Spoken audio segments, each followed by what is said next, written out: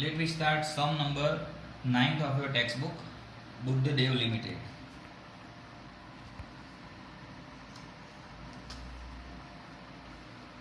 Right? So our first calculation, sales minus COGS, that is called GP, minus operating expenses. So answer is EBIT. EBIT given 10 lakh minus interest. Interest means debenture interest. Debenture given 10 lakh of 10%. So 1 lakh. So profit before tax 9 lakh. Then tax 50% given. So 4 lakh 50,000. So final profit 4 lakh 50,000. Now here sales not given. So collection period given by them. Collection period. Collection period is nothing but debtors ratio. So our formula of debtors ratio is debtors plus bills receivable upon credit sale into 360 days. Collection period means debtors ratio given 108. Debtors given in your balance sheet 8,25,000 and bills receivable given 3,75,000. Credit sale nothing means as it is. Credit sale into 360. So 8,25,000 plus 3,75,000 into 360 divided by 108. The answer is 40 lakh. Now they have said cash sales are 25% of credit sales. So your cash sale 40 lakh into 25%, so 10 lakh. So your total sales 40 lakh and 10 lakh 50 lakh.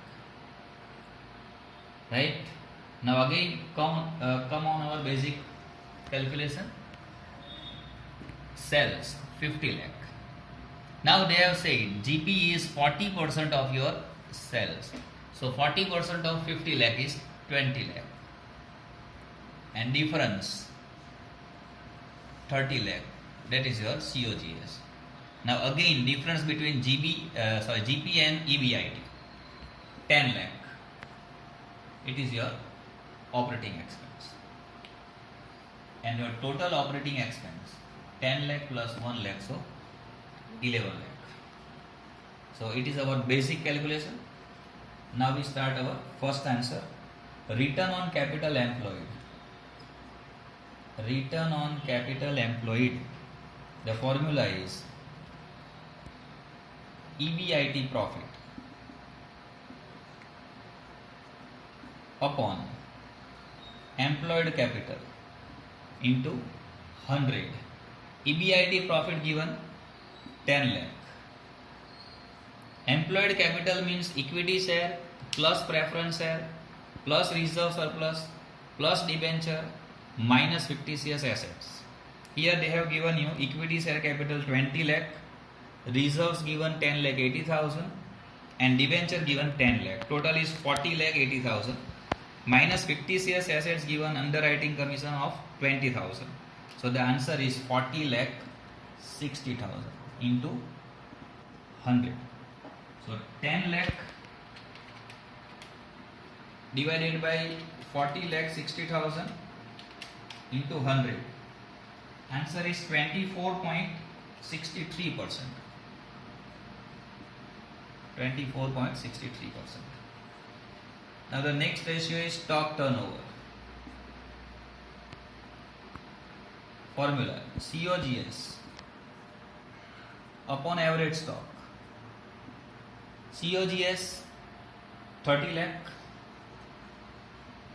Average stock means opening plus closing upon 2. Opening stock given 4,50,000, closing stock given 7,50,000, total 12 lakh divided by 2, so 6 lakh. So 30 lakh divided by 6 lakh, the answer is 5. 5 times. Stock turnover ratio is 5 times. Now the third one is proprietary ratio.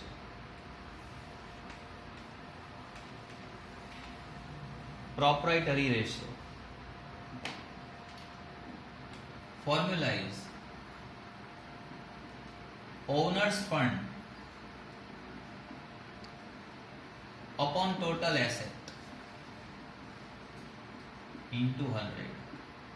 Owner's fund means employed capital minus debenture, means outsiders. Debenture given 10 lakh, so 40 lakh 60,000 minus 10 lakh, so 30 lakh 60,000. Total asset means total of your balance sheet, it is 50 lakh minus underwriting commission 20,000, so 49 lakh 80,000 into 100. So 30 lakh 60,000 divided by 49 lakh 80,000 into 100, answer is 61.45%.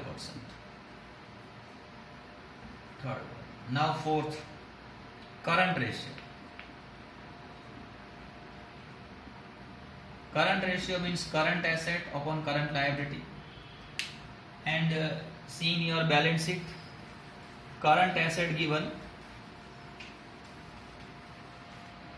temporary investment, then stock, debtors, prepaid expenses, prepaid IT, bills receivable, and bank.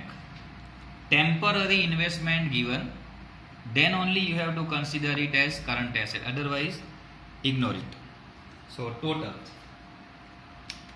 10 lakh plus 7 lakh 50,000 plus 8 lakh 25,000 plus 1 lakh plus 10,000 plus 3 lakh 75,000 plus 4 lakh. The answer is 34 lakh 60,000.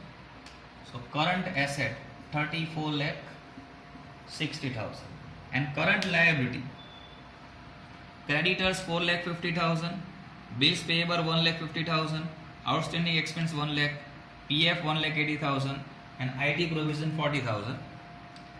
Total 4 lakh 50,000 plus 1 lakh 50,000 plus 1 lakh plus 1 lakh 80,000 plus 40,000, so 9 lakh 20,000. So 34 lakh 60,000 divided by 9 lakh 20,000, so 3.76 is to 1. Fifth ratio they have asked, NP ratio, very difficult one. NP upon sales into 100, NP 4 lakh 50,000, sales 50 lakh into 100, so your answer is 9%. And sixth and last one, operating ratio. The formula is COGS plus operating expense upon sales into 100. COGS 30 lakh, operating expense 11 lakh upon sales 50 lakh into 100. So the answer is 30 lakh plus 11 lakh divided by 5 lakh into 100. So the answer is 82%. Sum is over.